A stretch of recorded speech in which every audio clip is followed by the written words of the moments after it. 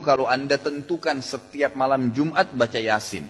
Penentuan sebuah ibadah di waktu tertentu itu butuh dalil, butuh penuntun, gitu kan, penuntun. Berkaitan dengan mengkhususkan membaca surat Yasin pada malam Jumat. Ini sebenarnya bukan satu persoalan.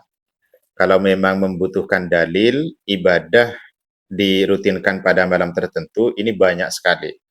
Jadi para sahabat itu seringkali merutinkan satu ibadah pada waktu tertentu. Misalkan seperti sahabat Bilal, beliau merutinkan melakukan sholat sunnah setelah melakukan wudhu.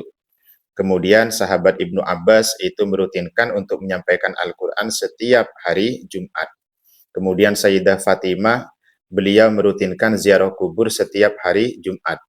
Bahkan baginda Nabi Shallallahu Alaihi Wasallam merutinkan mengunjungi Masjid Kuba untuk melakukan sholat di sana itu setiap hari Sabtu. Jadi kira-kira kurang apa dalil-dalilnya teman-teman? Dan dari semua ini kemudian ahli hadis ataupun ahli fikih itu memberikan satu kesimpulan bahwa merutinkan ibadah pada hari tertentu itu tidak apa-apa, diperbolehkan. Dan ini sebagaimana yang disampaikan oleh Al-Imam Ibnu Hajar Al-Asqalani di dalam kitab Fathul Bari Syarah Sahih Bukhari pada jilid 3 Sahifah 34 dikatakan Bismillahirrahmanirrahim. Wa yustafadu minhu jawazul ijtihadi fi tauqitil ibadati. Dan dari hadis tersebut bisa diambil faedah kebolehan berijtihad mengupayakan untuk merutinkan ataupun menjadwalkan ibadah pada hari tertentu ataupun pada waktu tertentu. Nah ini sudah jelas ahlul hadis, ahlul fikih menyatakan yang sedemikian.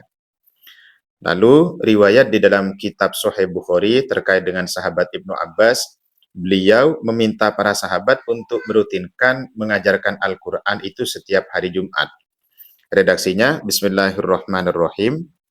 An Ibni Abbasin qolah, dari sahabat Ibnu Abbas, beliau berkata, Hadithin nasah kulla jum'atin marrotan. Sampaikan Al-Quran kepada masyarakat setiap hari Jumat. Kulla jum'atin, setiap Jumat, sampaikan satu kali. Fa'in abaitah famarrotaini. Jika kamu tidak ingin satu kali, maka sampaikan dua kali. Fa'in aktarta fathalathu mirori. Jika kamu ingin menyampaikan lebih dari dua kali, ya maka sampaikan sampai tiga kali. Wala tumillan nasa hadal Qur'an. Dan jangan sampai masyarakat itu merasa bosan dengan Al-Quran. Nah, apakah sahabat Ibnu Abbas kemudian harus mencari dalil untuk menyatakan untuk dalam penentuan waktunya ini, ataukah sahabat Ibnu Abbas ini telah melakukan bid'ah atau bagaimana?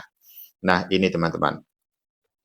Oleh karena itu, para ulama juga memberikan satu kesimpulan, ini ada di dalam kitab Mu'nin Muhtaj Bisyarhil Minhaj pada jilid 1 Sohifah 463 disebutkan, wa yukrohu taksi sulailatil jum'ati biqiyamin bisolatin, dan dimakruhkan mengkhususkan malam Jumat dengan ibadah solat.